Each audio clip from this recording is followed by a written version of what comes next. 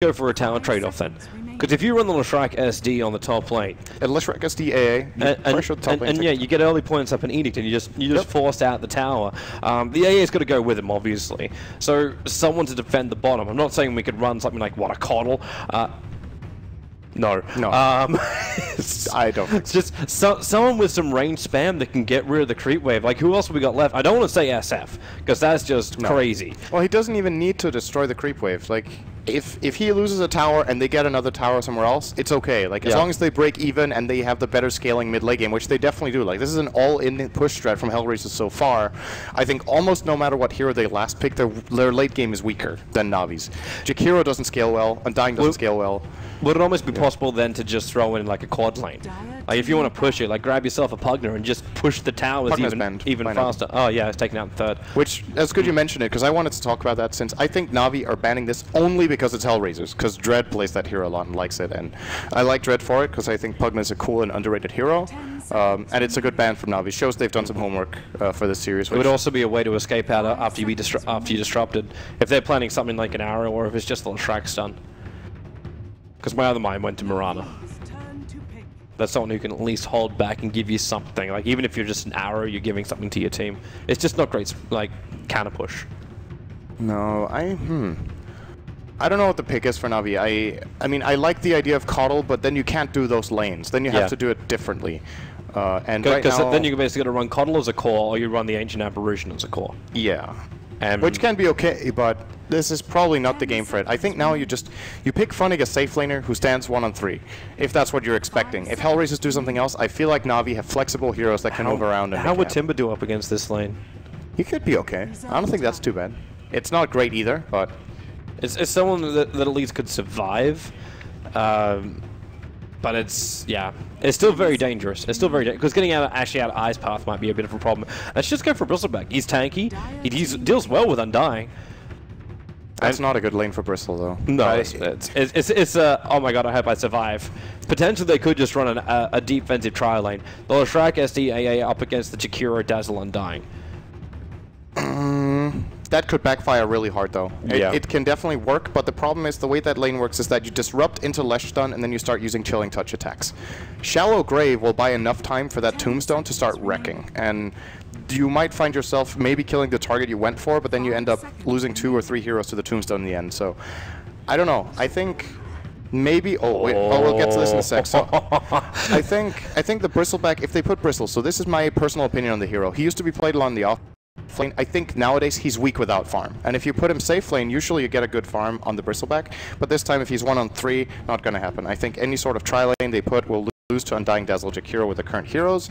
So this makes me wonder why Navi grabbed this. If they're not expecting that tri-lane, if they have a different plan that I'm not seeing that could deal with that tri-lane, or if it could just be the fact they have confidence in Funnick's Bristleback to survive on that lane. But it's just not a good hero without farm. Like, surviving as Bristleback is not a win condition. But then again, that's what he always used to be in the off lane. Like, you just be like, just get levels and you'll end up surviving. Give me some cool sprays, get a warpath stack, that's all you need. I'm more worried right now, if I was Na'Vi, what HellRaisers are doing with the level 1 Roshan. Because you've just picked up Ursa. Now, we've only had one Ursa in the European division so far, and he ended up going like 22 for 0. What? Yeah. What game was that? I think it was actually a Vega Squadron game, I believe. There was one game out there, I remember reading it, but I cannot fully remember which team it was. But we might get some help from the guys who are listening. Did he level 1 rush? I don't know. It was one of the games on the mainstream. Hence I'm saying I think it was Vega. Okay. But yeah, Artis is going to be on that Ursa. They're not going for level 1 Roshan. The items do not reflect this at all. Instead, it looks like they just brought Dread down south so he can get a very early ward that off lane, and they're going to run a safe lane Ursa. So Na'Vi have to keep very, very close tabs on what's happening with that Ursa. The second he leaves, they have to keep their eyes on Roshan. If they start getting Aegis of the Immortals, as well as the buff up of Golden Experience of Roshan, Na'Vi could find themselves finding like a lot of trouble. But HR, they're not really... Like, the Ursa pick has almost weakened their lanes. Because they don't have the kill potential. Yeah, he doesn't like playing one-on-one lanes either, that hero. He can do okay against Bristle in the right conditions, but a flat one-on-one from level 1, I'm not sure how good Ursa is for that. He's generally good against melee heroes, but Bristle might at least get farm in the lane. Alright, so it was Vega versus HellRaisers. Vega HellRaisers, okay. So, yeah. And Vega were on the... So HR were on the receiving end, they got owned by the Ursa, and now they want to pick it themselves, or... Okay, HR got destroyed by it. There we go. Okay. There we go. So it was Vega that ran it up against HellRaisers, now HellRaisers will run it up against Na'Vi. That's the end of our discussion for that one. Okay. So SF and Puck grab the runes, which means everyone's happy in the mid lane, everyone gets an early bottle. Okay, so what's happening in this bottom lane now? They're running Undying Jakiro. They're not putting the Dazzle together with the Undying, and this actually makes it possible for Na'Vi to maybe win this lane by killing if they want to try it, but they don't have to. As I talked about pre-game, if they just farm, that's probably good enough for them. So, Jakiro, Undying, can they keep... They can't keep Lesh from farming. I don't think so with an A either. They can't stop him from farming. Also considering just how nerfed Liquid Fire got, I guess not as much harassment damage as it used to be. So if you're looking at the Jakiro and you remember the Jakiro evolved, he's... they're tri-laning now as well. Dread. He could be open on here. I think they're going to go for it. A disruption. There's your chilling touch. Avos will get the stun. And how much damage do they got? Enough. Dread's going to drop. Goddamn, at least get the big decay. Snakeo's going to drop very, very low, but the damage, he cannot reach him. And Avos did a very good job. He grabbed the creep wave aggro, making sure the creep wave would have finished the job up against Snako as well. Avos in the trees. Decay's going to drop again. And goddamn, as she picks up Avos, did Avos go in there to buy her boots or something? Yeah, No. No? He bought nothing. He'll have a TP and come back. Oh, goddamn, really doesn't give a damn. He might have actually finished the ward. Havos, the stun, now going to land. There isn't a chilling touch, but the damage is still going to be there. There's your liquid fire, and goddamn, drops down the tombstone. He's going to survive. They're trying to get rid of this tombstone, but Arstar's dying to the zombies, and now another decay. Goddamn, with a double kill. Which basically makes him 3 for 0, 1.5 minutes in with all of the HellRaiser kills. I guess this lane, even with the dual lane's got kill potential. Yeah, this is not what I expected. When Na'Vi get the first blood there, they can probably just pull back, wait for decay stacks to expire, and reset and re-go. But instead, they stick around a bit too long, and Undying really gets to punish them for it, finding the 3 kills there. And with Na'Vi getting first blood on that lane, I thought the lane was over. It's like, that's good enough. They're going to get ahead. It's a dual lane. They don't have Dazzle down there, so every time they disrupt into Leshton with Chilling Touch, it's a free kill. But, well, SF's been having a really bad time in mid. Managed it. You should look at the CS between him. Oh, wow, Dendy's getting owned. Yo. Apo's had a brilliant time. He just got a lot of CS now. There was a whole creep wave coming in. He got like 3 kills with a raise, I think. Okay. So. Yeah, it's good enough for Dendy for now. Puck has a slight advantage here in the beginning, but come level 5, Shadowfiend's going to easily farm the same as Puck by just raising out the waves. But that SF really needs the bottom lane to work for him. It looks like, again, the SD's moving forward for a disruption, but it's only Dread that's left. As they did have to retreat the Undying from that lane. But if they lose this bottom lane too heavily, they've got to be careful. The tier 1 tower could potentially drop. And then... where's SF meant to flash farm? They have to control up the jungle, and they also have to keep these tier 1 towers up, especially the mid one, because primarily, I'm still thinking about Roshan. This Ursa is getting free farm, like more than free farm. He's 18 for 4 on the safe lane. We've got boots as well as a stout shield to start with. That's not going to tell us anything, but it's the lifesteal which I'm looking for from the Ursa. And with the changes as well, which happened a lot of patches ago, all you need is the Morbid Mask. You don't need the full Vlads to make Roshan viable for this Ursa. Yeah, and another thing we haven't really talked so much about in the top lane is 1 CS. Okay, he got 2. 2 CS on the Bristol against 20 for Ursa. So triple CS. When this Quad CS. So when this bottom lane works as well as it does for HR, this means Ursa Dazzle run over Bristle. It's a completely different matchup by just having that 1 ranged hero to harass Phonic in the start and give Ursa a lead, because now he will just go in, he will start stacking up the Fury Swipes, and Bristle will have to play passively. He's going to buy his boots now, which is very important here for Phonic. So it can't really be overstated how important it is that the bottom lane's going as it is for HR, because that allows Dazzle to stay top. If this bottom lane was a disaster for them, like after that first blood, if they wouldn't have given a kill back, if Na'Vi are ahead 2-0 in that lane instead of behind 3-1, I think HR have to adjust. Those kills really open up the map for them. Snaker might have just found enough damage as well as positional advantage for SF. He needs the creep wave to push in though. which is not going to, because there's the catapult there. It is nighttime, so we can get a lot closer than he could during the daytime, and maybe catch out Afo. But the issue is like, okay, actually that was the issue. The phase shift was the issue. And he needed to bait it out so he could have a crack at it. But disrupting him out, now the silence will come. And Nico, he's not dying to the tower just yet, but one attack from the puck might be enough. The Razor will be there. And in fact, Dendy even gave him bottle charges to ensure the SD would survive. And the advantage goes the way of Dendy in mid. That was a really good gank. I was about to say this is a very low probability play, but the exact way Sunico plays it allows it to happen. So he tanks up the tower, he gets a couple of hits, or he gets silenced and orbed by the puck, but the silence being level 1 allows Sunico to immediately disrupt after, and Puck's orb is gone when he comes out of the disruption and can't John. And like you said, Dendy bottling up the Shadow Demon, keeping him safe there. A nice gank coming out from Sunico in that mid lane, and gets Navi back a bit in this early laning stage that they are really, to be honest, they were getting run over in, but whoa, that gave them a lot of gold. What the hell? Funnick. Trouble right now. He's going to drop on the top lane, getting a kill to the Ursa. What are you looking at? Is the graphs? What did Navi just get so much gold from? Like that was one kill. They were at 1,500 gold behind. And have they just where have they found all that farm? Did they take any kind of streaks or something? Goddamn on the run out of here. The lightning's slowing them down. They have to get rid of this tombstone once again. But Dread, the control factor is not enough. So the tombstone will drop. Goddamn continues to get decays, but Divorced. Okay, you're not going to... It's still 1,000 life, and he's got 11 charges up his sleeve. Oh, Dendy took some stacks. It's got to be that. Or he found some really good CS, because you said he was losing to Puck in the lane, and now he's up by 7 CS all of a sudden. So that must be the... Yeah, well, Puck just stopped getting last hits in the lane. It really could be that simple. Snako sees a regen, but he blocks him on the corner. How much damage has Goddamn got? A lot more than Snako can deal with, but he's still locked in the corner. So Snako wants to try and regen up, but he's moving into Roshan. Denial is his only exit from here, and they try to actually bait the attack, which means Undying will get the last fist bump in. But he's also very, very low as he's running out. He actually ran out of his decay, so we dropped back down to basically 1 HP. He's going to go back to base and regen up, and I think HellRaisers' game plan is still coming through here. That one gank in mid is so important for Navi to still have a pretty good grip on the laning stage, as mentioned. But now they lost some gold again. And he's level advantage. He's level 8 against 6. Yep. Yeah. About to be 7 though. That's what happens when you get a mid gank like that. That's very, very standard here. And now Dendy, also all the denies he's got from this is putting him in a good position. But we need to remember the trade-off. Ursa, 46 CS, 1 for 0. Really, really good farm on him. They still shut down Funnick very nicely, although he's got a lot of experience, just not gold. He's level 6.5. I really feel like he's running it like the old-fashioned. No ancient stacks, though. No ancient stacks. No. But maybe at the same supports could do that.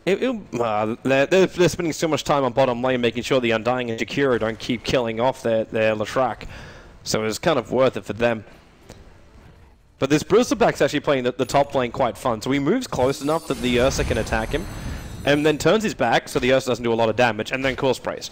And they just keep this dance going. It's almost like watching a tango of two people that don't love each other on this top lane. And in fact, they're actually TPing out now. That's the... Okay, this is that move. That's Rush. That Morbid Mask we were talking about. A straight smoke and move into Roshan, but look who's already there. Saneko is standing right in front of the pit, has a look in. The smoke's going to break, and us, it's like, wait, what's going on? Saneko's on the point. So we can move away, disrupt away, and now the rotation is being completely called out. Steals the bounty rune as well. Maybe a little bit greedy here. The puck's going to orb in. The stun from Vorce will buy the space. The Dream Coil will arrive here, and Vorce takes the stun straight away. They will be killing up the Shadow Demon, but Arstar's still in the neighborhood. The lightning bounce Soul Rip, keeping him alive, and they're going to take 2 kills, and this will open up for Roshan, but now Denny will arrive. Raise number 1, raise number 2, and attack number 3. The Sal from Goddamn will keep him alive a little bit longer, just long enough. He's so low on life, down to about 6 HP in the attack, and Denny, it's this haste rune that's giving him the advantage with basically space. And Saneko, has he got poisons? He got anything? He's got Dread on his tail, as well as Funk, who's now joined the fight as well. Afro's going to be the first one to die here for HellRaisers, and goddamn, low on life, the catch is there with the poison. Finally, Ursa is able to kill up the ancient apparition, but Funnick's right behind him. One course, the slow was not enough from Dread to keep him away before the spray did come out, and Denny with the razors. The Ice Path will lock him there, but HellRaiser will lose 3. Goddamn will survive. I do not know how, but he does walk out that one alive. But Roshan is stopped, and Na'Vi read it. What a crazy fight. Like, that was just an absolute mess, honestly. Chaos Dota. Yeah, Dota. That was super chaotic. And Na'Vi, they do come out ahead. They also had the advantage in numbers. Dazzle never got involved. Surprising to me that they choose not to move down Goretz there. It's the type of fight that Dazzle is super good for when you get chaotic like that. However, he doesn't have a point in Grave. Very unusual Dazzle build here. 3-0-3-1. And he's waiting until his level 8 probably was getting the first point in Grave, which, I don't know. I feel like this is... I'm not sure I agree with this approach from Goretz. I think he should definitely be trying to fight with the Ursa and Undying. They could probably secure the Roche by just having Dazzle there and keeping the Ursa topped at all times. And if Na'Vi want to engage, they could have Tombstone. But yeah, I'll just check with. There you go. Shadow Amulet. The Vortex is still going to keep the vision up. It's like they still see you, man. It's possible he didn't see him. Did he Shadow Amulet before Artstyle dropped the Ice Vortex? No, it was after. Because it didn't see Roche. Oh, okay. It definitely saw Artist there. But the Ice Path, they try and buy him the time, and wow, oh, okay. Yep, he had ulti. He waited until the critical last moment. Do you remember the famous quote, "Nice hero, Ice Frog"? I heard that a lot when the new Ursa and Rage came out, and I saw people doing Roche. What is it? Like you saw, like Roshan just dropped from like 50% to 10% with 3 hits from Ursa. Yeah, Ursa really is the Ursa killer, Roche killer. Oh, not the Ursa killer. Yeah, okay. He is incredible at it. He's so good he kills himself just because he's disgusted with his own face. Oh, there's gonna be a tier 1 falling now as well. I think Na'Vi don't have any interest in fighting this. I also agree with their decision to not do it. This would be very different if AO was level 6, and I think that's the call from Na'Vi. Okay, if we're gonna team fight into an Undying Jakiro puck lineup like this, we easily need Ice Blast. And they can try and kill mid though, because mid's really close here. In fact, there's Afo. Or John. He'll jump himself away. Vorce is right behind him. Lightning slow, but there's no follow-up stun. But yeah, they're taking out the top tower.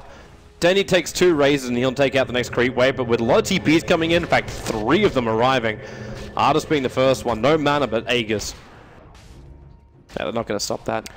And what Artist wants to do with this Shadow Amulet is of course build Shadow Blade, and he wants to turn that into Silver Edge, the best item in the game, or one of the best items when it comes to countering Bristleback. Of course applies the break effect, which removes Bristleback, and then you can just destroy him from behind even.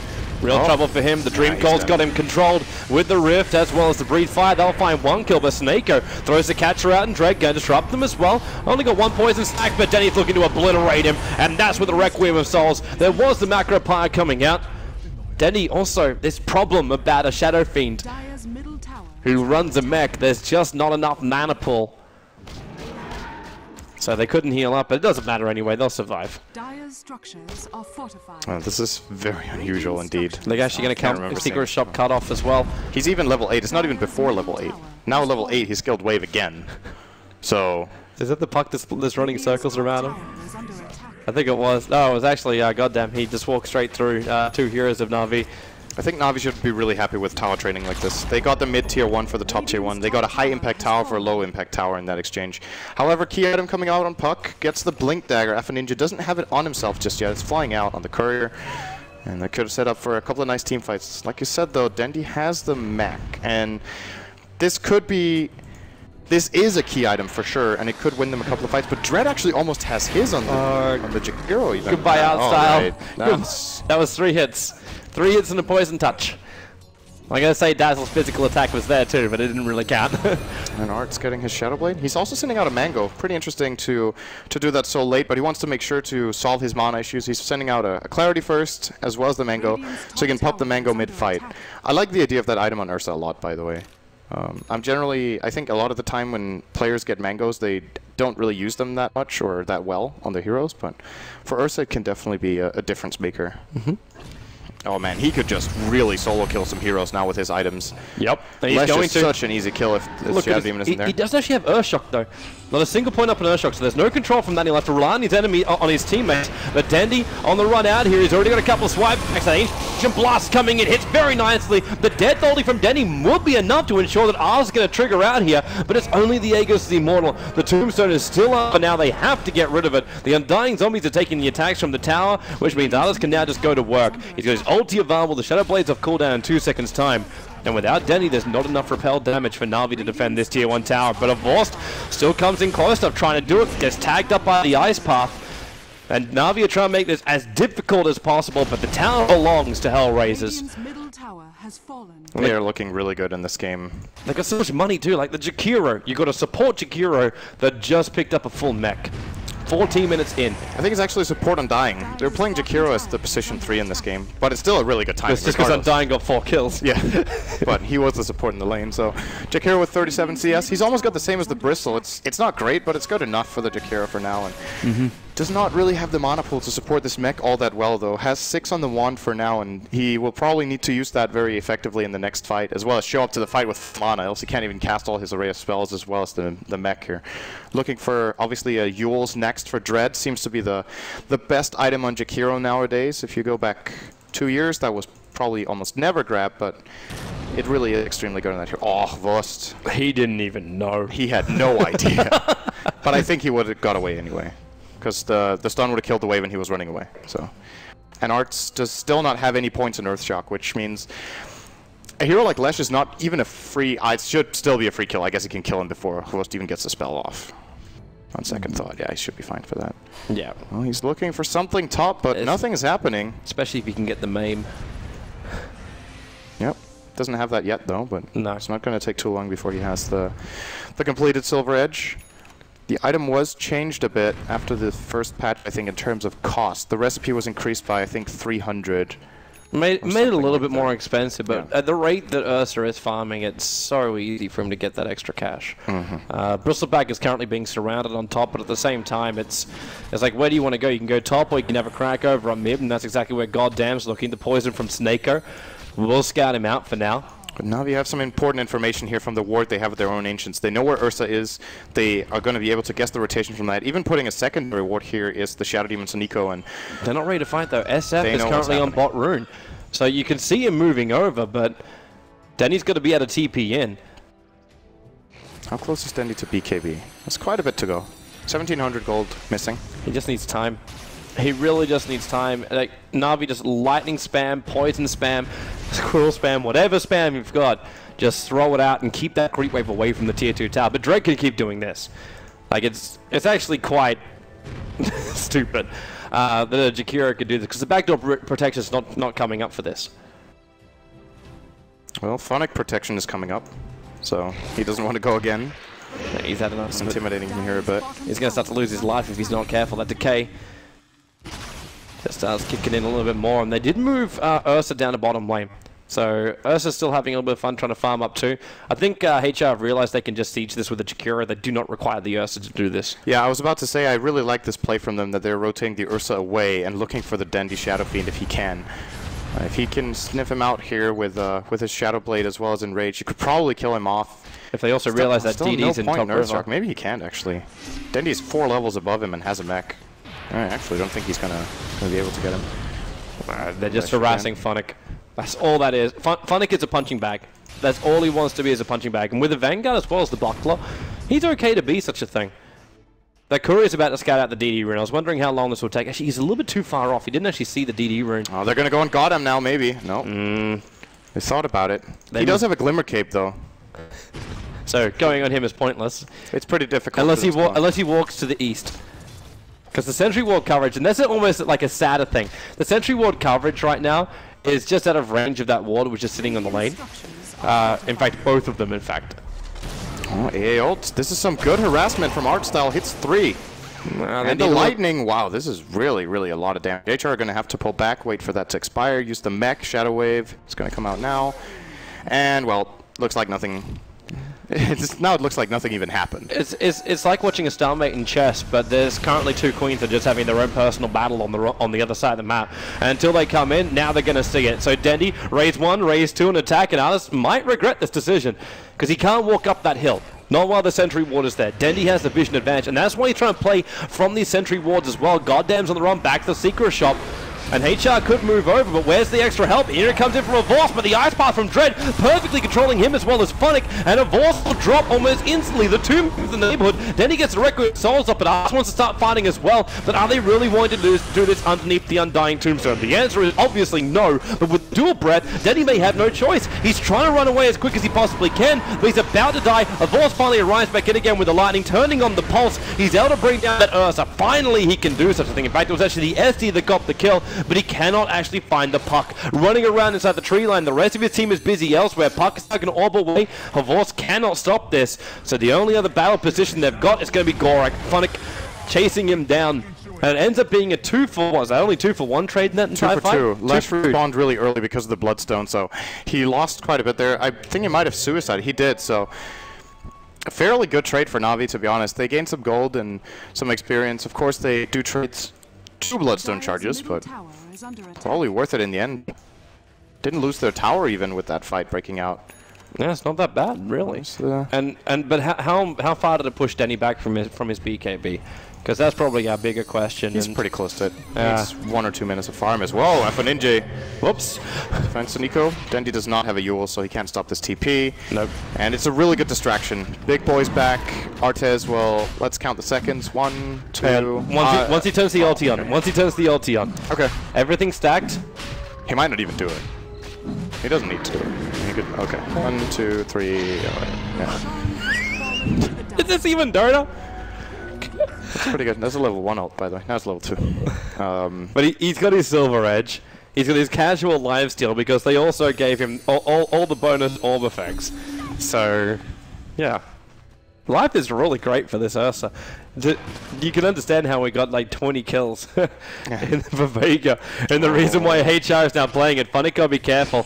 But there's no way for Inslee to catch him until that. Yeah, that is not a fight they want to take. I can understand Puck got eager because they do have the Silver Edge, so killing off Bristle even from the back is very, very easy for Arts, but that is not... You don't fight next to that tier 2 tower in a 2 and 5. That's probably not a good call. Make the right decision to play. But now we find ourselves back into exactly the same position as before, where Na'Vi proved that they can destroy most creep waves before they hit the tower, and HR don't really, I guess, such a narrow point too. You got no one's gonna be forced after blink daggering over from that side hill that where Goddan's playing most of his time from, trying to reach with the decay.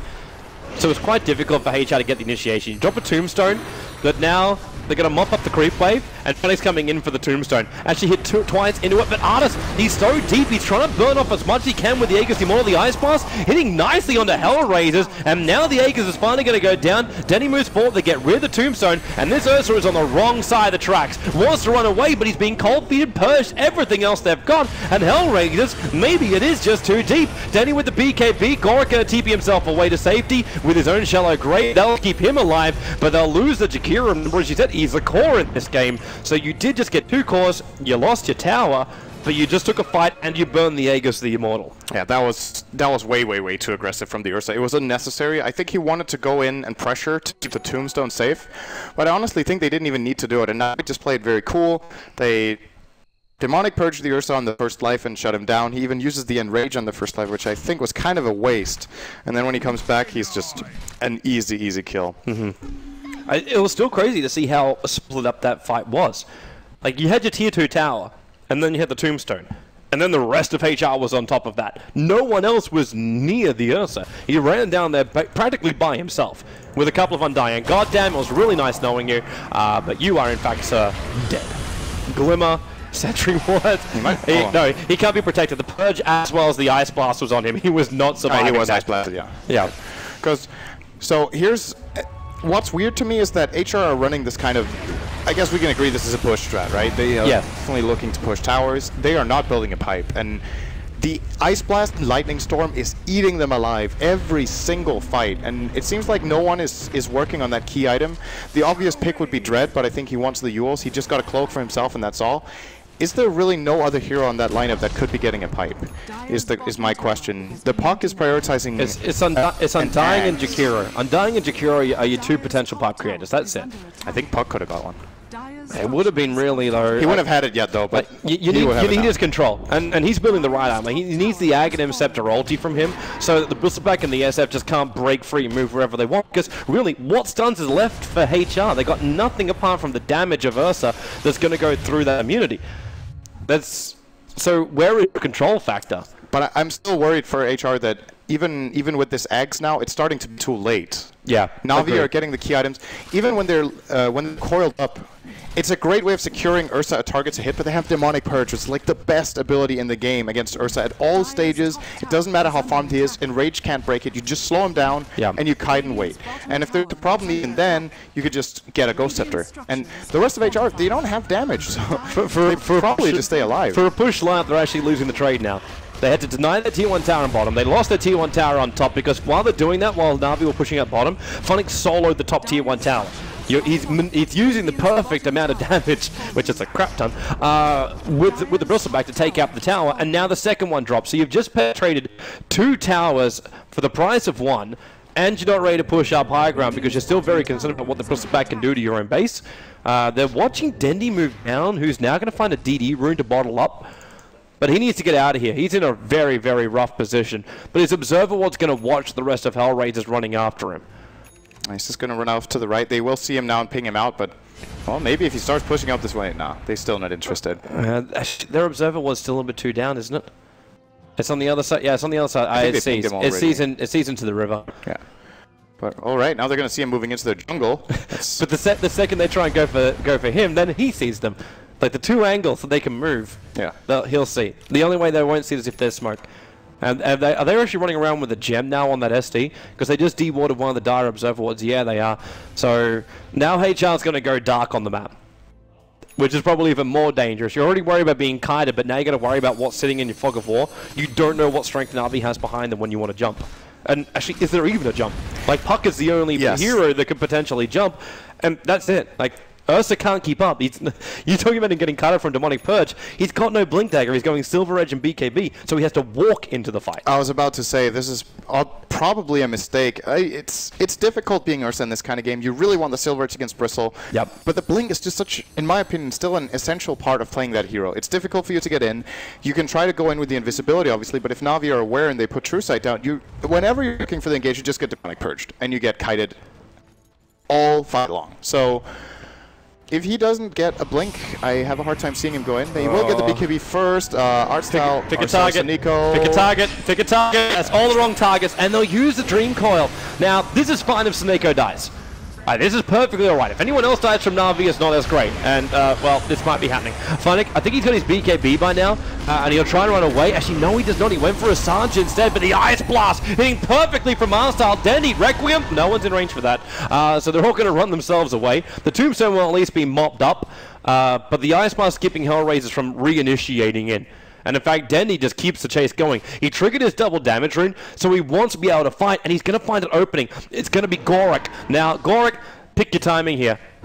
Okay, wait for your timing here. That's even better. Eul Scepter up. The Ice Path's coming back in again from the Takira, but missed the target. Dendi got the BKB off in time. Turns for the race. It's 3 heroes with that one. The Shallow Grave will be there to protect Artis, but Gorik's still sitting in the tree line. Artis, where's he going to go here? Apart from death, that's basically the only answer for him. Ice Blast coming in a little bit too early. The Face just going to dodge it. The SF actually dying, but the Death ulti actually helped Leshrac, but Leshrac was the one to end the killing spree of the Puck. So is trade-offs galore coming out, but Na'Vi's still coming out on top. It's 2 calls for what, 1? Yeah, they're favoring Na'Vi every single time. Even if these gold swings aren't big, it's just as long as they don't, as long as they break even, I think their lineup is going to start becoming better and better. Ursa late game has that one innate weakness that has kind of kept him from becoming a big pick, even with the what most people consider a buff and enrage in this version is he can still be dealt with in that regard. And if you don't itemize around it, it just becomes too easy. So you can have all the damage in the world, but it doesn't mean jack if you can't get close. Yeah, exactly. Isn't that almost like the older problems with like Broodmother and Lifestealer? You always got kited, you're always trying to chase after him, and you end up just getting blink daggers on these heroes to get them in close, which are uncharacteristic items for the heroes, but it was required. All 4 staffs and everybody else.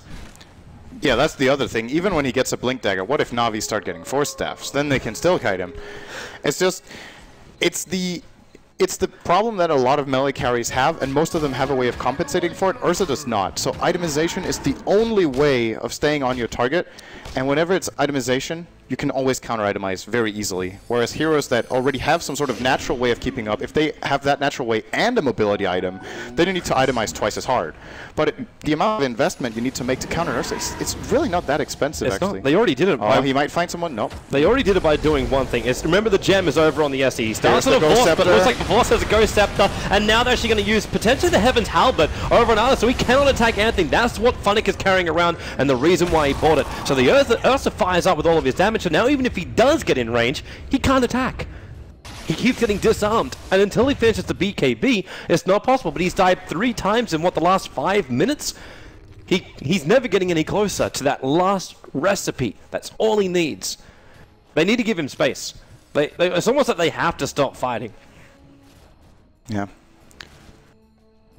Well, I don't know if that's the plan either. They should stop farming until he has fighting until he has BKB. I would definitely agree. Then they have to try again. Yes, agreed. Waiting is not the call. Maybe they can get the next Roche and secure his BKB that way as well. That would be probably the best play for HR. And this is an early cheese, by the way. This is the 3rd Roshan. Ursa games generally get sped up a lot when it comes to Roches. Funnick is scouting it. If he sticks around for just 10 seconds, he would see it spawn, but it's going to go back. They're probably going to check it with this Shadow Poison in a moment. Snako can just sit in there. In fact, okay. There we go. He has the audacity to peek twice. Roche is up. This is a very crucial fight for the outcome of this game. I'm wondering if Na'Vi even want to try for this, or if they wait for HellRaisers to attempt it, then counter-initiate. In fact, they're not even waiting. They're just walking up. There's your TPs, HR, they're moving down for it. If Na'Vi hold the tree line here, they could have a lot of work. And Dread, he comes in for the Ice Path, but he's already perched up. The Ice Path flying up too. That means Dread's down for the count. The Shallow Grave will not let him survive through this. It won't last long, but he'll get a Magpire and Dual Breath off the piece with a Requiem of Souls, slowing down this damage. Once again, he can't get any closer. They've lost 2 now, HR. The AA only barely stays alive. But what else are you going to do to try and stop this? The lightning of damage is coming out. Goddamn is at least able to get, okay, stunned up, but he got a lot of decay charges off. So he's got a decent amount of life behind him. But this tier 2 tower is almost full. If Edict comes off cooldown, this tier 2 tower is gone. And you've got no damage. There's no damage left. You've lost the Ursa. Yeah, it's very close to over for HR now. They need to pretty much do a perfect fight where, at this point, it almost seems like Na'Vi, in addition to that, need to make a mistake. In that fight, they didn't even Demonic Purge the Ursa. They Demonic Purged Jakiro as the opener, and it still didn't matter. See, Soneko finds him here, locks Dread down. They're going to Shadow Wave him immediately. The AA Ice Blast comes in. I'm not sure if Dread is unaware of this. This is where you want to Yule when that is coming in, and then you can try to turn and fight. He's basically dead by now. The Shallow Grave is buying some time. Gets the oven off, which is nice, but Art's still completely controlled. He gets purged or slowed down by the Lightning Storm. I don't know if there was I guess you can see there's also 2 Ice Vortexes on the ground. Can't move at all. Yeah. And yeah, this is not an Ursa game at this point anymore. He won his lane. He had a 5-minute window where he really needs to get the job done. And in hindsight, I don't know if Shadowblade was the pickup. I think maybe in this kind of games, you want to get a blink first, you want to put the pressure, and then you get the Silver Edge second, so you can deal with Bristle when he becomes a problem. Agreed. Because they already shut him down in lane, so itemizing against him as the very first, probably not the best choice. So instead, you could hunt heroes like AA, hunt heroes like SD, and then that gives you your money to buy into the Silver Edge. When the Tombstone drops, you blink in, you mop up the back line, and then the cores follow after. Yep. If the AA dies before getting a good Ice Blast off, or if they manage to catch Shadow Demon off guard, and Ursa can kill that Shadow Demon in literally 1 second, then the fight has a very different outcome. But this way, he never really got in. And you can just tell, I mean, HR's lineup was even tailored for playing around Ursa at that point in the game where he gets the first 2 Aegises and he's really strong, but he shut him down nicely. It kind of feels like it was one item choice, and the second was the SD pick.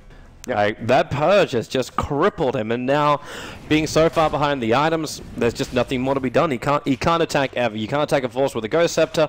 You're getting Halberd up all the time. Even killing off Bristleback now. He's got a cheese up his sleeve. The Aegis Immortal is in the hands of, I believe, yeah, it's in Denny's hands after he finished the full Daedalus, which got flagged before. When we're in the replay, that's actually when they killed Roshan. But Disruption, you're going to have the puck still going to get away from all this, or it's actually Phase Shift that was used. And there goes your tier 2 tower. And HR, well, it's buy up whatever you've got now. The Undying Buds are Rod of Aoi, buys Rod of Aoi, so that's all he's got left. And Funnick, Well, remember, he's got cheese. He's happy to tank this up. Then he blows the mech pretty early on here.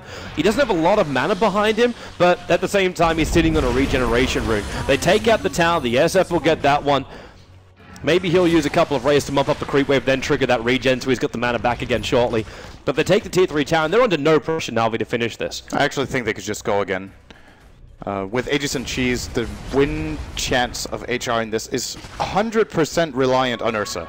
Yep. If he does not get in and deal damage, they cannot possibly win. And even then. So we just watch Artis. That's basically Does he have a BKB now is the question. I don't think the answer is going to be... He actually does, okay. Tombstone is going to get cleared out. Did a lot of damage, though. Yeah, but Funnick's still got the cheese available. If they can kill him in the middle of this Ice Path, then that'll be nice. The Ice Blast actually well off target.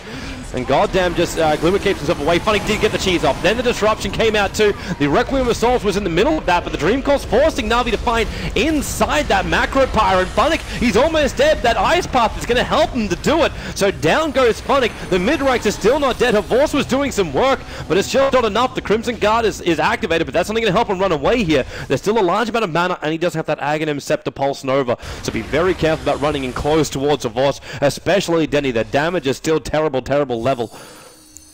And they're going to get out. Unless Puck's going to commit to this, but there's no real option for it. Alice is chasing, but he's got no mana left. They actually managed to hold that. I think Dendy didn't use the Aegis, though. No, he didn't. It was just the cheese that was expended. Yeah. I'm questioning that play a little bit here from Dendy not going more aggressive than that. You have the Aegis, you have the Requiem, where he actually held it for so long that Bristle almost died before he Requiem. The moment Bristle gets disrupted and uses the cheese, go up and pose a threat with your Shadow Fiend. Start hitting targets. If they go on you, you BKB, you Requiem. If they don't, you just kill heroes. And for them to kill Dendy twice, I think you have to use Enrage on the first kill, else he doesn't die fast enough. And then when the Aegis pops, you can BKB and then you just kill them off, and Ursa won't be able to bring you down. So, but instead you have Funnick sitting on the front line, getting stunned up and controlled by the zombie. He was basically having his life stripped away from him at the same time. The Rod of Atos was the first thing being used. That's when I thought Denny was going to move in. And then Ice Path flew in, Dream Call was used, and they were all to say exactly how they were. This Ice Blast is going to land. It hits. And he's going to use the self-fuels, but Dendy perfect timing with the raise. Disallows Dread from blinking, and he's dead. He is dead. Very close. That's a full Axes at level 2, okay. So... then he was not close to living. All right. That is a 55 seconds on the sideline for the Jakiro. Dendy did use BKB for it, though, but still has the Aegis as we talked about, so probably able to go high ground now. He's got 40 seconds that he can battle, have the Aegis Immortal trigger, and then come back to life again. He's still got mech, so I'm fairly certain he can get to the next cooldown timer. And with that damage from Havorce, they don't even have a creep wave here. I don't know the positioning of art style. He's back at the tier 1 tower in mid. He is just standing so far back because he feels like his only role in this fight is to land a good Ice Blast. That's the thing that matters the most. I can see that. I still think Ice Vortex is good. That's a really good jump. Huge Dream Call. 4 heroes caught, but what damage can they do? Dandy is standing his ground. Funnick, they actually used the blade on him. Actually, no, they didn't. It was the BKB, but Artis, he hasn't finished the job. The Soul Rip is keeping him alive. They haven't brought him down yet. Yeah, the Aegis must have timed down because Dandy did not respawn back up again, but the Pulse Nova kicking into goddamn. They still have not killed up the melee racks. They've only got the range in this push. Na'Vi have not achieved enough. The Ice Path will come with the Door Breath, then the Macropyre. Havorce is burning here. The Ice Blast will come in, but the Yule Scepter at the right time. He'll evade the Ice Blast, at least still be chilled up. The Ice Path is going to stop Funnick from getting out of here. This is a huge fight for HellRaisers, but the buybacks are here already, and you've got the SD coming in from the side, and Funnick now just wants to try and turn and fight. They still don't have Dendy, but they do still have that Bristle back on the front lines, and Havorce back to the world of living. Gets sun over on Artis. Can they kill him off? This is now Na'Vi just trying to use economy to win the battle. The Ghost Scepter buys time. Yule Scepter as well is buying time for Dread to get the Ice Path, and again the Door Breath of Havorce. Could this be the dieback? Goddamn standing his ground. Artis coming back in again. Havorce, he needs to live, needs space, and he got it. He got away from the Earth Shock. This will allow him to survive. But what they really get, but the puck, he blinks in, the orbit's off target. Havorce has to run back up again. Now the Ice Path. Havorce is down. It's a dieback for him, or is it? No. He had 1,000,000 Bloodstone charges on the push. So it wasn't actually a dieback. He really is. He got buyback off cooldown. He just had so many Bloodstone charges that he instantly respawned. I think he had, so he died twice and he would have lost a third every time. So he must have had like 17 or something for that. Or at least very, very many. Got almost instant respawn. So yeah, Didn't realize I still think that's good enough for Na'Vi. Honestly, they keep their lead. And as far as gold is concerned, they did lose a bit of experience, but not the most important thing at this point in time. It's more important that they get the range tracks, that they keep putting pressure, and Unfortunately for them, like if the Aegis doesn't time out right before Dendi dies, I actually think the game ends there. That's how big it was that they managed to bring him down. I went and checked the Roche timer after he died, a little bit after, and I think we must have been talking a very few seconds on that. So, mistiming out of Na'Vi or great timing out of HR, depends how you look at it. The outcome's the same. And the outcome is range ranks down, kills are leveled up, but Dendi and Havorst are still so big. So big. Did Havorst actually use his deny? He actually didn't. That entire fight. He died legitimately twice. There was no denial from the Bloodstone. Yeah, he didn't Bloodstone suicide in the end there. I think he actually did have an up. When the Ice Path came out from the Dachio, that's when he should have known he was dead. But tried to go for a stun on the puck, and maybe if that lands, he can. I don't remember how low the puck was. He might have actually been able to get a counter kill, and that might have been the idea. But yeah. You're right. Could have definitely suicided at least one of his deaths and minimized the loss for Na'Vi, but it barely was one at that, so they're still fine. Range creep. Okay. Finally. 1 minute respawn. Is that a Helm of the Dominator which we'll get on the field to scout out for it? Yep, it's the Ursa. That's my lifesteal. I still think even now. Okay, they need either a Purge or Courier dies. A Blink, or both. Yeah, Radiant Courier got sniped. Nothing on it though. No. But I don't know where it ended up dying. Like it, because it's nowhere near any here. Oh, okay. It died. Okay, must have been a misclick. It had to be a misclick where the courier was just left behind. Free kill. Free rares for all the people watching. Well, all common drops. Oh. Are Na'Vi going to find the opening? Doesn't look like they're barely even moving aggressively right now. Is it worth Na'Vi just... I don't want to say you let HR have Roshan because you know how quickly they can kill it. But is it worthwhile just leaving one guy up on top and then TPing him into the tier 2? Is he going to arrive too late? Like you leave a Shrek, who I think is actually now up on top lane, pushing it out as quick as he can. His boost of travel, he can make it there. Okay. If they had one creep... Oh, Nico, that is not good. He has the gem even. Defensive disruption. He is super dead. He used the Glimmer Cape as well at the very start of that, but the gems are on the deck. And Korok's going to grab one. This could give them Roche, because... Alright, the buyback. Because now they can secure the area. Now they can check if Na'Vi have wards. BT's to the bottom lane. That's where the Shreks come in. Arstar's still watching. Remember that Ice Blast is still an Aghanim's Ice Blast. You do not want to be caught in a clustered area, or else you're in trouble, and that's exactly what goddamn is. The Ice Blast will come in, so Dendi has to trigger the BKB. Oh, this is the time to turn it. Fight, but Artis, so much damage! Now you'll work through Saneko, and where is it? There's your Ice Blast finally arriving in. The chill will be there, but you've lost your SD as well. Havorst with a Pulse Nova. Now it's doing the damage. Apo, he is so low, but he was not hit by the Ice Blast, so he survives on 82 HP. The 4-star up Gorik, he also wasn't connected on, so he'll be able to get out of here. And it's the Undying, the only casualty war here for HellRaisers. They're disengaged, it's wonderful. Yeah, they got a buyback out of Dendi and only lose their Undying, who's a support plus core. That's a pretty good fight, and Artis gets the big item. That's what I was talking about. They need either a Purge or Blink or both. And now, suddenly he's able to target the Lesh, who I'm not sure who you want to go for. If you want to go for the Lesh or the Shadow Fiend first in this case, but yeah. Na'Vi, they will get the Roche for it. I think it's well worth the trade after all for them. They analyze, okay, Puck has to go back to base. We probably have enough time as Gorik is going to find He's getting space because the rest of the team right now has arrived for HR. Arstar will get the Ice Blast off, so Gorik will die right now. He can't stop this, but the bigger one is a bot. The Aegis is probably going to blow up, finally getting body blocked up by Apo, but at the same time, he was still getting the quill stacks up, and that's why HR have to back up for the moment. There's 4 spray stacks currently over on the Puck, and he'll run away. There goes your Downslow, going to pop on the sidelines. Oh, he actually killed him with that? Yeah. Wow, that must have been like the last tick of that Ice Blast. That's been forever. Remember, it was still the Aghanim's upgrade. Yeah, but still, it's been an eternity since he landed that. He's going to have to BKB this to try to stay alive, I think. Nice entry ward with the Purge. Artis now going to TP out. Funny how much physical damage have you got? Not enough. All right, actually, he might not have needed to. Well, he had to BKB so he didn't get disrupted. Yep. Yeah. All right. This is getting more exciting than I thought it would. Because even with this in a position to win? Even with this lead, the fights from Na'Vi look a little bit... They look a little bit unpolished. I was looking for a word and I can't find it, but clunky, is that a word? No, it is. Sloppy, yeah, I guess. Fake production. They're a dictionary now. Yeah, I mean, they are a little bit sloppy. They're... So slightly greasy. Yeah, it's like they're not committing at the same time and have a a clear plan in mind of how they want to engage the fights. It gets very much all over the place. In that last fight, the Roche Pit, though, it's simply the fact that they lost their gem and Dendi got opened on by Ursa. He disappeared. Yeah. Dendi does actually not have a response with his Shadow Fiend at all. Wouldn't mind seeing him going for something like an E-Blade in this game so he could keep himself alive against the Ursa. But that's not going to work. He's got a Diffusal Blade now.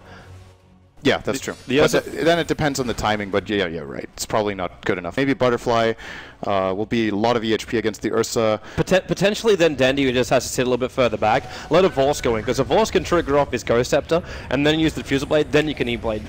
Yeah, that's another option you could do, but this means your positioning has to be 100%. Or Vorst actually is the man that lets Dendi go in and gets an E-Blade so he can use it on Dendi. Or they get the item that the Dire just got, which is really, really good. Wait, is it a Lotus? Did he get a Lotus? Solar Crest. Okay, well that's not as That is very nice against Ursa. 30% evasion or 30% blind, whatever you want to get. You generally want to put the evasion on the Shadow Fiend, I guess, rather than playing aggressive blind. He can just purge off. Oh, Dendi's going to get hexed out. That's a big one. The Ice Path, the follow-up. Nico can't help him out. The SD's going to drop. No buyback available. Is this the fight for HellRaisers? Arcel just wants to get out of here, and he'll be the man that gets to be E-bladed up. Artis, the Ice Blast will connect on him. So he's backing up. He had the BKB up, though, so he's actually perfectly fine in this one. However, Afo, not so fine. The phase shift will be there. Tries to fight the stun, not the right time. But the Ice Path, again, Dread's been in the perfect positions during these engagements. But as 2 players down for Na'Vi, it is still the 2 supports, so the primary damage is still available for Na'Vi. And they've got range harassment that can keep these waves at bay through lighting as well as through raids. But Artis walks in point blank, turns the Bristol back off, but the E-Blade is still going to be there. Diffusal charge, actually not even using it yet. In fact, we'll just get glimmered away. Another double Ice Path from Dread. Man, it is so important for Na'Vi that Dendi doesn't die right now. Vorst! That Shiva's guard, maybe not so worth it. Artis is moving in. Vorst, he's so low, and he's dead. He has buyback available though. 46 seconds, but they were trying to keep him out. Artis, now he'll be kept alive. Push back with that Glimmer Cape. The Ice Blast, Ice Path again. Oh, they can't this time afford it's to going lose to be Dendi. Dendi. He has to use the BKB though. That may be just as big. He has the cheese available. That's why he triggered the BKB. That was a guaranteed survival. There's still 3-minute cooldown on Dendi's buyback. If he dies in that fight, it's a complete disaster for Na'Vi, but they don't have to buy back on Lestrak at least. They don't have to buy back on him. The Ice Blast can come in right now from Artstyle and stop this push, and that's exactly what's going to happen. It's going to miss, or it's going to clip Dread only. How awesome has Dread been during these fights? The Blink Dagger to Ice Path positions, every time there's 2 or 3 heroes, and it's not just once during the fight, it's 2 or 3 times during the fights as well. It's really good against Navi's lineup to have this Ice Path, because the way they engage into fights is that Hvoost will run in together with the Bristleback, and neither of them have built a BKB in this game, which is a little bit surprising to me, to be honest, that Dendi is the only one who's rocking that. And because of that, well, it's very natural for Bristle and Lesh to kind of cluster a bit together because they both come in close, and then you find a pretty decent angle, and maybe you even clip someone at the back end like he's done a couple of times. And he doesn't need to commit much. That's the beauty of having a Jakira in this situation. You just, like you said, you wait at the back, you blink in, you set up the Yules and the key target, and you just disengage. The important thing is you land your spells. Your auto attacks have almost no impact. So it's all about just getting position, cast spells, reset, re-go, and with the low cooldowns on both Ice Path, Dual Breath, and of course the Yules is 23, but Ice Path 9-second cooldown on level 4, Dual Breath is 10. You can just keep doing it multiple times over and over.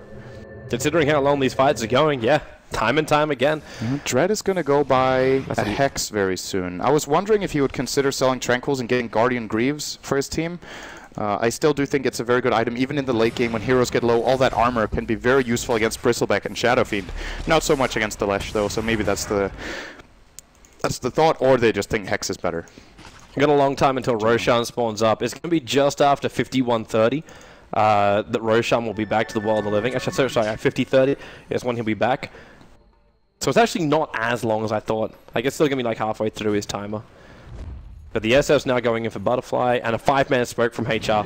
Now, they don't want to check Roshan. While Roshan will be wonderful, if he's there, they'll kill him. But they've got a creep from the Helm of the Dominator still there. Havors is the man who's the most exposed at the moment. And here comes HellRaisers. The smoke will break over an Artis, but then directly into the Silver Edge. And Artstyle, as well as Nico, they're too close. The Dream Core will catch both of them here. And Artstyle, can he at least get the Ice Blast off before death? He can do so over on Goddamn with a false on and Funnick and a Force. They came from behind, and they're just going to beat them in with the Shiva's Guard, but it's still 2 heroes down for the price of 1. Support and support only, and and Artis battles into a force. Is there enough? Artis controlled up, Onyx on top of him. The Shallow Grave keeps him up long enough to kill off Leshrac, but they still have to keep Artis alive a little bit longer. They force up him up and earn charge. They cannot kill the bloody bear. And now he can move over towards the puck. He'll blink away with the phase shift, and Na'Vi just cannot kill Secure. Perfect timing from Goritz on everything in that fight. The Grave is great. He realizes that he can wait until the Grave is about to expire, then he force staffs Artis out, also getting off the Silver Edge and using the Silver Crest. Or sorry, the Solar Crest. Man, Na'Vi are just getting outplayed in these fights. Even though they managed to get the flank move, the opener for Puck is beautiful. 2-man, Orb, Silence, and Coil. And Artstyle, he was super pressured there, has to just get off some sort of Ice Blast. Unfortunately for him, only clips the Undying, and yeah, that's just not good enough. What's really changed is in there? Like, we're watching the Ursa getting kited time and time and time again, and now he's getting up in front of them and getting the kills. He's having time to do the damage. Is it just the rest of HR that stepped up as we get to watch it again? I think HR are definitely playing their fights better. They've got a couple of very key items, and you're going to see here Artstyle. As I mentioned, he gets the Ice Blast off here, only clipping Got him, who will of course die. I think Goritz decided not to use Grave on him there. I do believe that, which is going to prove to be a very important decision here in a moment, unless it would have come off cooldown. But I really don't think so, because now they're going to need it for Arts. He's dropping very low. There's a perfectly timed Grave. Artis will finish off Gvost. Grave about to expire. There comes the Force Staff in a moment. There we go, right after Ice Path. Very, very, very good micro-engage here, or a micro-execution, if you will. I don't know if that's a term nowadays. We can make it so. Na'Vi, it was all looking so good. Imagine also the change in this game right now if it was Amelia Rax as opposed to that range Rax. If one of those pushes which Na'Vi did up through the mid was successful, they could have some more momentum. Now that again, you're worried about Roshan. The problem is they're always going to be in position for it, because HR's going to kill Roshan the grand total of maybe 5 seconds once he's up. Yeah, I don't think Na'Vi are going to let them have it. They will definitely try to fight for this. They can't let them have it, but how are you going to scout for it? You got Ice Blast and you got Poison. They're the only two ways you can do it without running the risk of your heroes. And even now you saw Dazzle, he threw out the weave so he can get the vision on the high ground to just say, if you guys want to do this, we can still jump you. So be ready for this. You got a Silver Edge Ursa, you got to have Observer and Sentry in front of that pit at all times. Well, there's one observer for Na'Vi that's giving them some information. They're supposed to got the gem now on Artstyle. I think we're looking at a smoke. No, they're just going together. They got a gem on the hero who sits so far back in the fights. At least that's not ideal. At least you'll know if there's a ward somewhere, but guess they know now. Yeah, HR. Oh, here's the smoke. They're pinging it out even. Oh, that Ice Path from Drake could be so big. You can see him. He flicked it. Oh, and now the weave. That's big. With the Ice Path over on 2. How much damage can they do? The Crimson Guards are protecting him. Artstyle so low with the Dream Calls. He's actually standing inside of it. But Artis is the man going to work. The Ice Path, it connects. Maybe they can keep him alive with a Glimmer Cape. Now in the Requiem. Again, Gorik saving that Shallow Grave. Can he kill off Dendy in time? Funnick is still here. Artis pushed down. This time he'll die. Buyback is available. Gorik's going to take it for the team. There's a 1-for-2 trade off, and maybe there's more. The Ice Path keeping Havorst out for the moment. The Jakiro is the one to buy back, and we've got trip buybacks coming in from HR. Sorry, not Jakiro, and maybe Havorst. Well, they found Snako, but they do not want to fight this. You've got 3 buybacks waited out. There's no reason to try and hurt Roshan because they're just helping HellRaisers. Yeah, the question is if Artstyle should use his buyback here as well to even out the numbers. If they go in for Roshan, sure. If they don't, like, scout it out with a poison, Artis wants to have a crack at it. The Ice Blast will reach him, and yeah, here's the buyback, and now the Ice Blast will start flying in. But they're already backing up, so this Ice Blast actually has to stop in the river to almost stop this fight. Gorik's the only man close, and he's actually going to get hit by it. Oh, no. Just on the tip. Oh, he's going to get a... Wow, that's a really aggressive play, actually. I'm not sure what the... He already had weave. That was. He had weave on him, and that was it. Artis. Okay, I said 5 seconds. That's 1, 2... 3, 4. Where's the rage? There it is. 5, 4. There you go. Caught it perfectly. Right, Dendy in trouble though. Macro Fire coming in with the BKB will help protect him, but he's battling on 2 different fronts here. Avorts can at least keep Apo out of the fight, but Dendy so low, and in fact he will end up dying now as goddamn and Artis fighting up against him. But what is really the cost? Dendy has no buyback right now. Avorts will TP out in time. Yes, he will. He's away to safety. But this is the window of opportunity that HR wanted. The Ice Blast too short to hit the puck in time. He'll get back up to the top lane to stop that push from happening. But HR finished off Roshan. Oh, they Yep, and they've also got the cheese still available. And they didn't even lose the Aegis, right? It's still on the Ursa. The only downside is they got 3 buybacks on cooldown, and Na'Vi currently have both Bristle as well as Leshrac that can fight. So if HR try and push right now, they could still lose out in this fight because it's technically 6 versus 5-ish. It's just super crucial that that Na'Vi pushed out the waves first. If they, yeah, that's buybacks right there. if they didn't, then they probably would have lost a lane, I think, from that. It's all 3 lanes being pushed in that forces HR to go back, play it a little bit safe, and push them out first. And 40 seconds, and then I guess they also don't know if he has buyback for sure. If they didn't time it out here or write down the timer, he actually has it, but he's 60 gold short. So okay, can't blame them for thinking it is available at this point. And oh, Puck can actually buy Refresher. I love this from Avost. He's actually gone all the way up to the top lane. Now, HR's going to TP him in. Avost has BT, so he can come straight back. But if this turns into a lane trade, he can just take the top tier 3 tower. Ice Blast will slow down HR, and Fortification. We've got to watch this very, very closely. When does it arrive? Na'Vi still got theirs. As far as the dire side, they've got theirs too, but the tier 3 tower's already lost. And Avost, the Hex, they can find the kill. But remember, Avost has buyback, as well as Dendi having more time here. So the BKB will trigger, and he wants to TP out, and he's just perma-stunned and turns in for the Pulse Nova. Realizes he's just going to do damage because he's practically dead. So Avost will die, but he bought time for his team.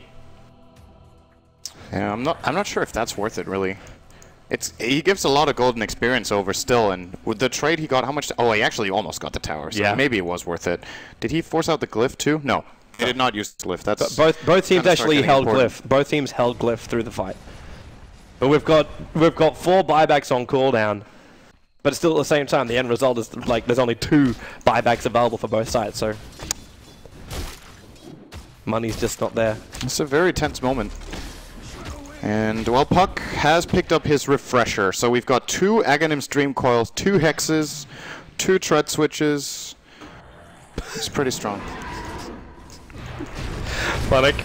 Well, there's that weave. It only hits on Funnick, doesn't hit on Dendi. But the Razors, the Ice Blast coming in. Very, very deep Ice Blast. Actually connects on the Puck at the back line. So he doesn't want to get too close. But Artis just wants to finish up the tower. Now Funnick hexed up. Is there a chance to kill him off here? The defensive disruption actually saves him from Artis, who came in very close. Leshrac back to life again in 3 seconds time. They burned through the creep wave. But the tower, I mean the rack is still alive. And that's all that matters.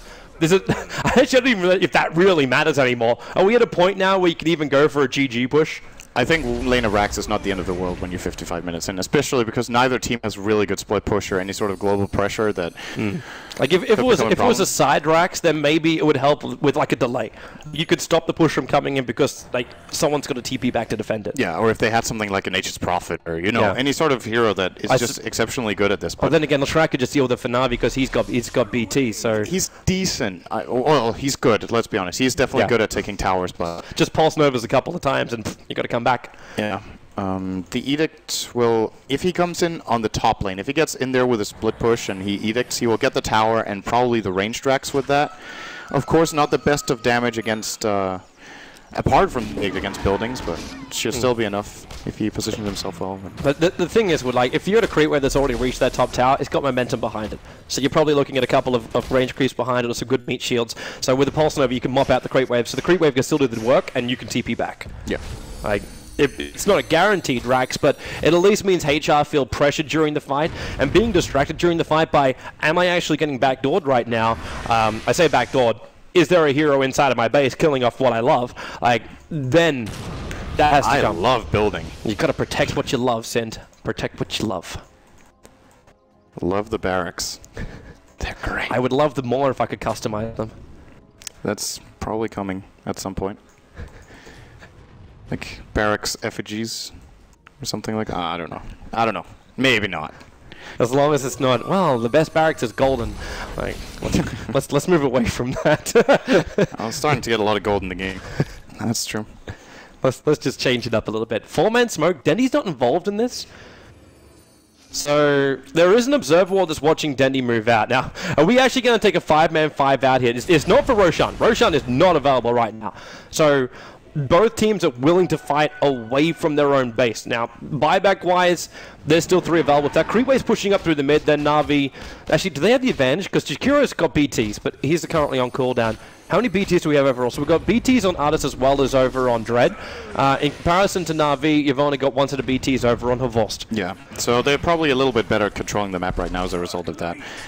I'm thinking ahead. We got 3 for HellRaisers. I'm thinking ahead of the next fight. How do Na'Vi need to address, like, what do they need to change compared to the last fights? And the obvious thing I can come up with is kill the damn Dazzle. Like, jump him and bring him down if you can somehow. What tools do they have? They have no Hex. They have no BKB on Bristle and Lesh. Oh, sorry, Lesh got one. My bad. But Bristle still doesn't have one. Do they actually have any way of guaranteeing that they lock down and kill a hero? No. And I can't find anything that just sets them up for an easy fight. If you had like it's a flaw in their itemization. If you had like an Abyssal Blade over on the Bristleback by now, then maybe you'd have a chance for it. But because he ended up going for the Crimson Guard and the Halberd and the Assault Cuirass, it's just too late because he's not finding any more space to farm. It's all now just this 5-man Dota kind of style. Maybe we get a little bit of split push and then contest for Roshan. Oh my god, we lost it again. No extra golden experience. Life just gets so hard for him. Artis is almost at a point where he can finish up. He could finish up a Satanic shortly. But at the same time, he wants to. Should he get a Monkey King bar to make sure he can kill off Dendy? He'd get MKB. He could get. Yeah, it's a Demon Edge. It's a Demon Edge there. He's actually gonna. Oh, yeah, he does. He has enough money to finish up the full Monkey King bar right now. I think it's a good choice. Alternatives would have been Hex or Abyssal Blade or something like that. I think buying the Satanic now would just flat out be a mistake. Although there is some obvious really good counterplay potential with Grave. You get Graved. While you're Graved, you get 5 or 6 hits off with your Satanic on, and Ursa can hit so fast that Satanic can actually heal you up to literally full HP from 1. Yep. So that could have been an option for him, but yeah, it is going to be the MKB. He's holding on to his gold. I think at this point in time, you really want to save buybacks on every single hero, unless you get a very, very key item. Well, give me a critical item, Sin. For an item like Hex, I think sometimes it's worth it to sacrifice your buyback gold. Or if let's say you're under ridiculous pressure, and there's one item that might win you the fight, and if you die, you lose, but your buyback wouldn't be as valuable as the potential of your item. Do you know what I mean? Yeah. I would say... I'm not seeing an item like that right now for either of these teams that would be worthwhile sacrificing your buyback. Control for Na'Vi, in a way, yes, but it needs to pierce through BKB, and it needs to be on a hero that can't just get popped straight away. Yeah. And the only one that I could look to have that happen would be Phonic, but like... He doesn't have the money. No, he doesn't. And until he finishes his BKB, he can still get popped right away. Because the Jakiro is 100% controlling him every time. It's, oh, I got a Bristleback right here. Eul Scepter up, Ice Path, Macropire, Dual Breath, Liquid Fire. You're so slow, you can't chase anybody as that Bristleback. The Cool Sprays are coming out, and that's where your damage is coming from. But HR just shift the fight a little bit further away from that, and then that damage doesn't exist anymore for Na'Vi. And then it's all down to Dendy and Avost to do the work. No, we have reached the hour mark. Frost is very close to a Hex, which is what I was asking for from Na'Vi. He had to sell his Ghost Scepter, though. So this means he is open. I think that's fine, though. But he gets purged every fight anyway, I guess. Yeah. So it doesn't really make much of a difference. It's worth the sacrifice. They need it. They need it. It's the only way they can control the Ursa. I'm wondering if Kvothe should have gone for this Aghanim Scepter. I feel like it hasn't had that much of an impact in this game, and we don't see that many other Lishraks get it. It upgrades your ult from 160 to 220, which sounds great, and of course it is great, but you need to consider, like, what are you sacrificing to get that damage, right? It's great. You get good stats, you get damage in your ult. Cool. What could you get instead? 3/4 of an Octarine Core, or you could have had a Hex way earlier, or even, yeah, I guess those would be the logical choices, so I don't know. Pulse Nova hasn't really been that impactful in this game. It really hasn't, but now maybe it could be. They got the Hex and Dread. They can bring down this Jakiro. He's been focusing them so much before. The Eul Scepter is there, but Avost is just sitting there. There goes Jakiro finally, but Avost will not give this up. The Shiva's Guard will slow him down. Turns on the KB, but he's run to a Artis as well as the Tombstone. They have to almost back up from this one, while the Dream Call holding 4 heroes from Na'Vi in place. The Ice Bar's on the way, but Na'Vi, they lose the Ancient Apparition. Avost is down for the count. Artis is so low. Phonic and Dendy, they're trying to bring down that damn Ursa, but another Shallow Grave is available. He's still alive and backing up. Nothing is lost of value from HR, and Na'Vi lose many things of value. A great play from the game. Actually, he's just going to eat the wait. They just gave the cheese to Arts and he just ate it. Like whatever. Let's go. It might be the right call because they get a new one anyway. They could just go Roche now, and I don't think Na'Vi want to fight for it. Roshan's actually up, and they have the Aegis. They have the Aghanim Scepter upgrade on Dazzle. Seneco's in the neighborhood, and he steals the Invis rune. Do they still have a gem? Does HR still have a gem? They have it on Puck. Okay, so watch Puck's position, because Seneco... He's pretty far back. Wait. He could potentially steal this. If he's going to die. Puck will be here in time. If he can disrupt it... Well, there's if Puck comes in. Puck's on the way in, but he's got to get there now, and if Artis fires up... Oh, wait, maybe. Yeah, he's actually in the lane. There. This is possible for Seneco. Stealing the Aegis might be big, but he can disrupt up Artis and slow this down. The dual breath is there, and he steals the Aegis the Immortal, but he doesn't pop out of Invis by stealing it. He almost tried to pick up the cheese as well, but he actually goes a TP scroll and gets out. And hey, Charo could be wondering what the hell just happened. Where is he? The Puck's coming in, having a look. They have no idea. This is the kind of plays that can win a game. They still, he didn't, did he attack the, no he didn't. No, he didn't, he attacked nothing. He actually just had an extra slot, so he picked up a TP scroll while he was there. So he dropped everything before he had to. Cheese on Undying, it's not, like it's not a huge loss not having that Aegis, but it's still a big deal. Man, it still is a big deal. Why take Bilbo Baggins? Just take the Shadow Demon. He would have never woken the dragon. Dire's top tower has fallen. This top lane needs to be pushed out by HR again. So they got the Roche, they got no pressure out on the map, they have to defend. Let's see that again. And so there it is. Picks up the Aegis, the Immortal. Actually, he dropped the TP scroll, and that didn't break the Invis, so he was trying to pick up the cheese as well. And then they saw the TP scroll appear out of thin air. No, it was too late. Yeah, the one hero who had to be there together with the Ursa was not.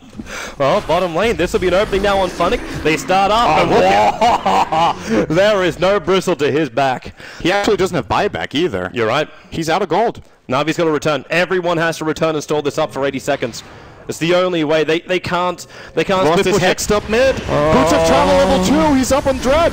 This is big. This is huge. He's going to actually BKB and TP out. He'll be stunned on the way out, but he is out. This actually bought so much time for Na'Vi. I say so much, 10 seconds. Maybe 15. It's still an okay trade, honestly. He pops a BKB charge, he baits out a Dream Coil with it, and I think that's all right. ST just picked up a Diffusal Blade as well. It's got a Diffusal to purge Hex, I guess. Then I think if you want to get that to purge Hex, Lotus Orb is probably a better choice. But either that or he's also using a Kite Artist. Oh, Vorst again. The Ice Blast is there, but a Vorst, the defensive disruption will keep him alive for the moment, but can he get out of this one alive? He lets off as much damage. Buyback is available. A Vorst can return to the action. They've gotten rid of the Tombstone. The HellRaisers from Dendy. The Yule Scepter saving Jakiro. Dread the last moment, and he blinks away to safety. Still alive to fight another day. And they want to push in again. They pass over the cheese to Arts. He's up to full health and mana again. Kvos does buy back as well. He actually didn't have to. He could have waited a little bit longer. He could have maybe waited there. Yep. I don't know if he could have waited long enough. I mean, ultimately, they're just worried. He has to lightning the creep wave and keep it back. That's all that's probably going through his mind right now. Defense, defense, defense. But BKB, 66 minutes for the Bristleback to complete it. I'm not sure what Funnick's trail of thought was in this game with not needing that against a Puck and a Jakiro, who really ruined his game. On the bright side, though, it's a 66-minute fight where he's got a 10-second BKB. That is true. It is really good right now. Yeah. Unfortunately, though, he still needs another 300 gold before he can have buyback. He sacrificed just the edge of his buyback to buy this BKB. But if you've got 300 gold and you buy BKB, I'm fairly certain you're probably going to find 300 gold during a fight. Fairly. Well, if he dies first, then he's also going to lose gold when he dies. So, or wait, it takes that into account. Never mind. We'll move on. So, HR are fighting it. They're backing up. They don't want a bar of it. Hang on, because they don't have the Aegis the Immortal. They use the cheese. Yeah, they don't have any clear advantage now. Both cheeses were actually consumed here. So they could potentially just wait for next Roshan and keep Na'Vi inside the base. But they don't have a Rax advantage. So it's like that range rack is still down. I'm not going to say that's an advantage, though. It's a narrow. It's barely an advantage. Yeah. All right, here's a quiz for you. How many Bloodstone charges do you think the Lish has? Do not click it up, server. Well, I already had 2 previously. I'm going to say her Vorst is actually down to 1. Ah, lame. You saw it earlier. That doesn't count. I'm sorry for being an observant commentator, Cinderin. That is not allowed. If you'd like, I can take myself back. I can time-lapse 3 years where I'm just like, oh my god, oh my god, oh my god, oh my god! No, don't do that again. Yeah, I don't want to do that Yeah, again. let's keep it. It's... Yeah, don't make me come over there, says the production. Yeah, I agree. Okay. Come on, we're going to do pixel casting later on today. It's the spirit, man. It's the spirit. He doesn't go that loud. I cast with him earlier. It's true. I actually project really badly. Oh well, depending on if it's your ears that are hearing it. Are they gonna go for this HR? I mean, if they manage, the game is over. They right? don't, they don't have artists though. Convincingly. They don't have artists. They can't they can siege the tower. They can siege the tower. That's practically it. I still think it sucks that Liquid Fire can miss uphill. I don't think that sucks in this situation. No, that's I mean, because it's a basic attack. It's an attack modifier. I know, it's a peripheral thought, but in a way, I think it's... I don't know. I wouldn't mind to see that change. No, he's going to hit it this time. But whenever I play Jakiro, that's like the thing I hate most about the hero, is actually that Liquid Fire can miss uphill. Alright, he's going to... They're slow sieging, and they're doing it without the Ursa. This is such a ballsy play, honestly. Is he trying to finish his Satanic while they slow siege? Like, he farms up mid, farms up the 2 camps next to it, and just adds, like, split pressure. And what's Na'Vi going to do? They got to sit inside the base and wait for the creep waves. Well, if they know Ursa isn't there, they could technically just jump them and kill them all. Yeah, and they could just TP top lane as well and try and force that out. Like that's another thing, because that creep wave on the top lane's got momentum for the Radiant side. He can't do that. He can't do that with Ghost. Even though it's only a 45-second cooldown and boots of travel, that's enough for HR to go. Oh, maybe actually anyway. Counter Hex is there's a Fusel Purge over on Dendy. They got him quickly add that Hex, and the Ice Blast well airballed, but Dread will be slightly chilly from the effect. So is God. No, Goddamn's walked into a different type of chill. Yeah, but that creep wave's eventually going to hit the tower, and a Vorce could just go into a trade-off. HR could then also just go straight for the GG push, and end the game. But the longer this delays out, the worse position HR is in. Because Na'Vi is quite happy defending from high ground. Couple of raises here and there. He's actually got an alpha.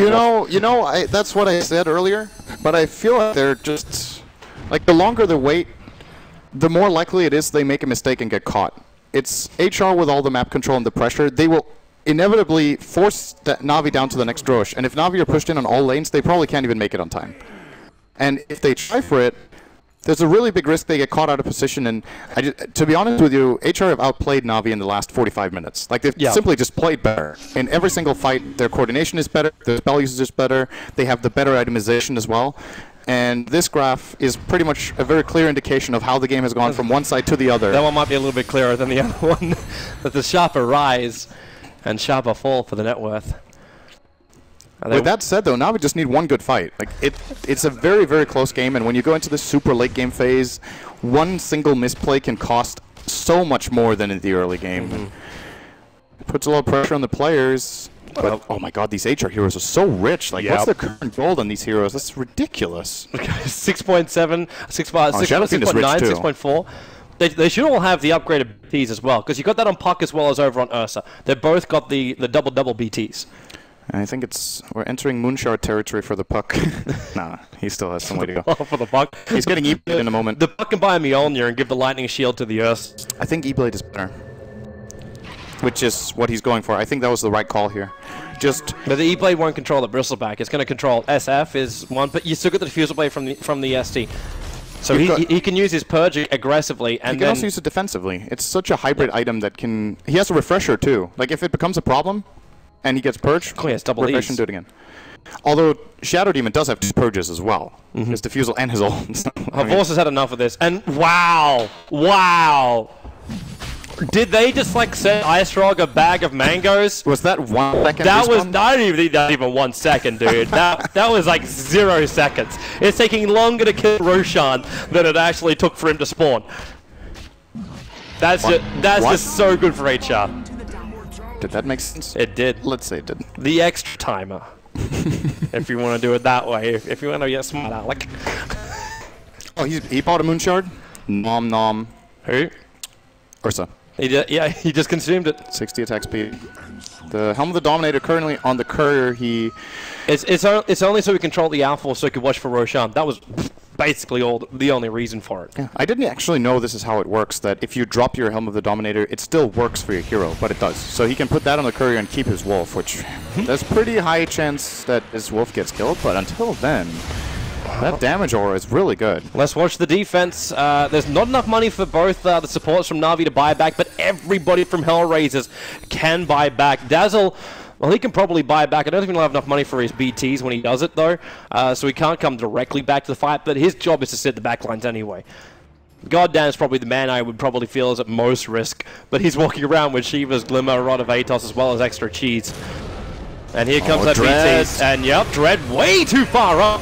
Down to very, very low life. They have to expect HellRaisers on him, which means they don't have it for the Ursa. The Ice Blast will connect on Goddamn, but Na'Vi, they're controlled him by the Dream Core, which doesn't actually summon anybody. Goddamn, now he's so low, but can they do it? There's your jump in where the gets the Dream Core off the back of the refresher of the Macropire burning through Funnick, but is it really enough? Lashrak is down, but of course, buyback is available. He's not coming back to the engagement yet because they've already taken to the Aegis more triggering. And Dandy, do they have enough damage? Arda's so low, he's going to drop the Force up, not enough to save him. He does have buyback, but they're not going to expend it for the moment. HellRaisers on the run out of here, but Na'Vi, how much of the extras can they mop up there? But he does, they have a disruption. Gorik will not be able to survive to fight another day, or at least that day is now almost 2 minutes away for HellRaisers. 3 on the sideline, and oh, holy, the melee Rax is almost dead in mid. That would have been even big for them too. You know, they didn't even buy back anyone on Navi's side, I think. Yep. Died and just held on to his buyback. They realized they're actually winning that fight. The Ice Blast was searching for Dread. It was really searching for him. I think he might have survived it anyway with... He blinked out of it and he had the Yule Scepter. Could have maybe... I don't know. That's actually a really close call. Funnick. Hang on. Has the backdoor regen kicked back up again? They're using Glimmer Cape to get him in here. And, well, there's your Hex and buyback by the Undying. Funnick's just going to get the hell out of here. The E-Blade triggering on him. Kind of a panic buyback. Are they trying to get more? Are they actually trying to get the Ursa up? Funnick's in a little bit of trouble here. And then defensive disruption. The Undying Tombstone being dropped, and Funnick's in, yeah, he's still in trouble here. He's almost dead. In fact, he is dead. 95 seconds on the sideline, but Apo outside the base. The Ice Blast actually not connecting with the blast itself, but still the chill effects there. Then he's enabled by Snako. There's that Dream Call coming back into work. Goddamn with the double kill. And now it's Na'Vi. Maybe they overpressured, overstayed their welcome for just a melee Rax. Arsal being hunted down by Dread, and Dandy still in the War of the Living, but the question is for how long? He does have the Satanic available so he can fight Winter BKB, but there goes your Ice Blast, E-Blade, Shiva's Guard, Decay, they're taking everything they can, and the Hex, then he's in trouble, real trouble, he can't get up in time, he's down for the count. There is buyback available though on 3 of the heroes from Na'Vi and all 3 of the cores. Lashrak will come back to World of the Living, the melee Rax remains alive and regenerating. I cannot believe HR got that much out of an Undying buyback. They got 4 kills. Na'Vi kind of running in one by one. The Bristleback tried to go for the melee. He didn't even get it. Like, he didn't actually even get to hit the Rax once, and it's healing up. He ended up deciding, does he find Puck or does he take a Rax? And then the E-Blade connected, and then he couldn't even get over the hill. He was stuck on the stairs. He is not the Stair Master. I want to point out how incredible of a Puck Ninja is playing this game, by the way. He's actually constantly finding these very clutch phase shift blink plays. He's finding the right engagements. He's timing his cooldown management very well with getting out and getting in again. In this fight, gets a very nice Dream Coil once again, as countless last fights. And he's also 10-4 and 22, and it's every single fight he just finds the opening they need. It's really been the Puck and the Jakiro that have just kited and controlled Na'Vi so damn much that they can actually beat them in a 76-minute game with an Ursa as their only physical damage carry. They're beating a Bristle, a Shadow Fiend, and a Lashrak, with 2 of the arguably best late-game supports on their team, as well as Shadow Demon and AA. And what they have for themselves is Undying, who generally is considered to fall off pretty hard, but he has decent items, and a Dazzle, who is great, so... Here we go again. This time HR playing a slightly different strat. Artist forcing out the bottom lane a little bit more before he now joins the rest of HR. Chasing after a Vorsa. Shiva's Guard's going to slow him down. That Cold Feet can't trigger. They force off him away and out of the split earth as well. But the Ice Blast flies in, doesn't hit anybody from HR. There's an airball on that one, but Apo too close in. He's the big man we were talking about. The Buck, can they keep him alive? You got Funnick right behind him, the Shallow Grave. Now Disruption making he's got a little bit more time. Blinks away, but Funnick in preparation for it. Right in front of the E-Blade. The Quill Sprays are still there, but they're so deep. They don't want to go any further, but you do have the SF back to one living. A big weave, catching out 5 Furies. So HR, maybe they can turn with the extra armor. The cheese is actually down on the deck. The Split Earth catching out 2, but Funnick, he's down as well. Do they have enough? The Dream Core is holding them all in position. The Ice Pass down, but where's the damage? Funnick will finally drop. Here's your buybacks coming down. He's winding up for the Requiem, but he can't do it. He had Afro. He actually had the Ursa right behind him. Now he's moving over for Goddamn. Now the Ice Pass as well. Goddamn probably won't be able to survive through this one, but the Ursa is brought back after. Only barely alive. A Force just stood there with basically R turned on to try and win fight. BKB were triggered to the TP out. Is there another Dream Call? Is there a stun? There's nothing. A Force is away to safety. 2 players left alive for Na'Vi. The buybacks are available. Already R-Star will do so. But they're saving Dendi and they're saving the Bristleback for now. The presence of mind in that fight for HR to drop the cheese basically while it's happening, for Afro Ninja to pick it up, use it immediately, refresh, go in again with another Dream Coil and his entire array of spells and Hex. It cost him so much. Communication from this is really, really good. Double buybacks. They're gonna need to get out of here. Na'Vi, they've used so many buybacks as well. Here's your Ice Blast. It's flying in. It's going to connect. It actually only just shields really on Afro as well as Dread, but they got that disruption. Is there a Force stun? There it is. Afro's in trouble, and he's going to go down to Rizzy. The phase shift, the gold feet. They're looking for everything to hit, and they've got him down, but he has buyback available. Under 2 minutes on the counter, however, but he's the only buyback available for HR. The Undying will be dead for 47 seconds. I don't want to count Roshan. I think Na'Vi have had enough of this, but they've only got 1 buyback, and it's on Revost. They're going to lose the game if they die now. Hang on, Na'Vi. hang on. They got so much money. They got got 8,000 on Revost. Yeah, like he should be buying second BTs after he buys back. That's it, and then coming back to the fight. Is this Axe really better than Octarine Core? Because I don't think so. I would actually ask, can you buy a Soul Crest? But I love that item.